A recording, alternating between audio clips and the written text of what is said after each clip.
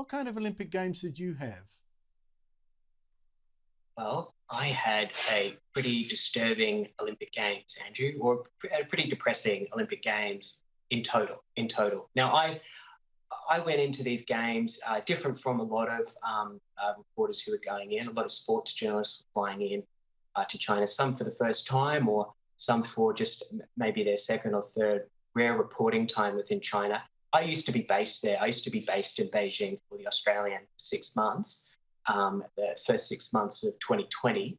And I had left to get my wife before I thought I'd come back, but it was a big security drama. So I'm no longer based in Beijing. I'm now based in Taipei, where I'm speaking to you tonight. But so I was going into someone who understands the system a lot more and I guess has my eyes a lot more open to it. So I found the whole thing very depressing, Andrew. I mean, top of the list is the games were hosted a couple of kilometres from where Australian journalist Cheng Lei was nabbed off the street 18 months ago. That milestone came up while we were all in the fantasy land of the Beijing Olympics. And that kind of thing, and like you said, Vladimir Putin as the VIP guest of honour as he's threatening war with Ukraine, and the atrocities that are going on out in the West in Xinjiang, and on and on and on. That bad behaviour by the Chinese regime that we speak about all the time, and outside of China, all of that just doesn't exist or isn't ever spoken about within the Olympics bubble. So there's a real kind of eerie fantasy land quality to it all, if you're aware of those things, right? So yeah, for me, it was a very, very disturbing time. Well, just on that bit, where there are things not spoken about in China that we all speak about out here, safely away from the censors. I was really struck, for instance, among other things, your encounter with the journalist from the official Chinese Xinhua news agency, which I thought was very telling and also very sad. Tell us about that. Yeah, that was, there's a lot of depressing moments. That was a real heartbreaker. I met this on my way to the short track speed skating. I met this journalist from Xinhua, and we got talking about the work, and I just kept it away from sensitive things. So we just talk about life in Beijing and China and working for Xinhua and other things like that. And anyway, we went and watched the speed skating, and she was good company to be with for the night. And within the bubble, state media had kind of an all clear to talk to foreigners, right? They thought if you're in the bubble, you were vetted, and they just trusted that we weren't gonna cause too much trouble in there. And also we were under such surveillance, what could we do, right?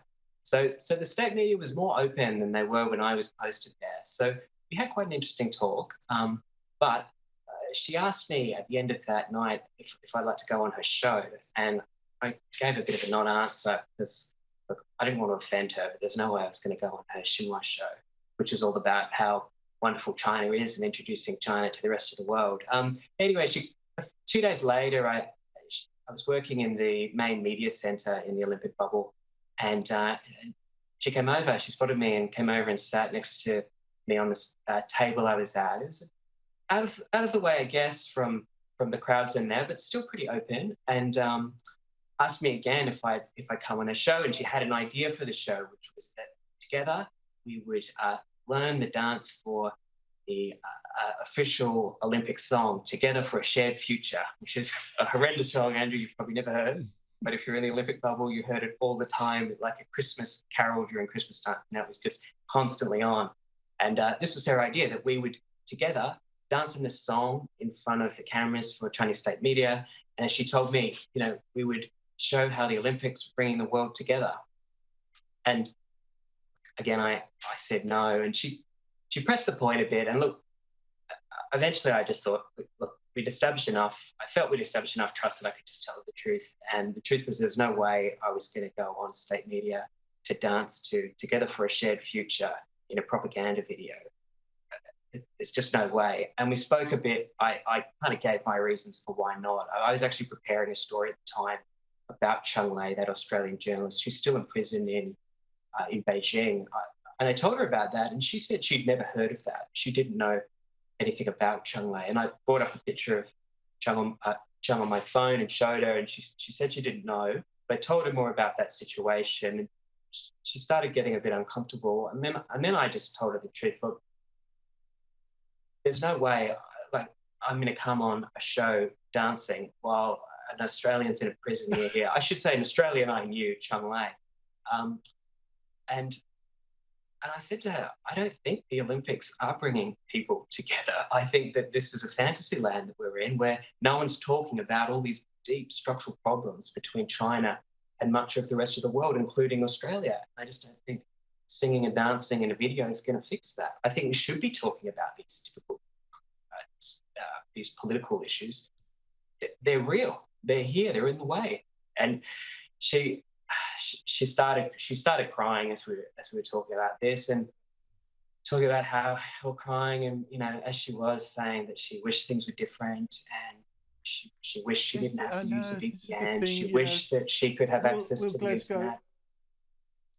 I love the Chinese culture before communism. I've got Confucius books. I love my poems from the Tang Dynasty, etc., etc. But what China's done there, the Communist Party, is really crapped all over it. Thank you very much for your time, Will. Great piece. Thank you so much.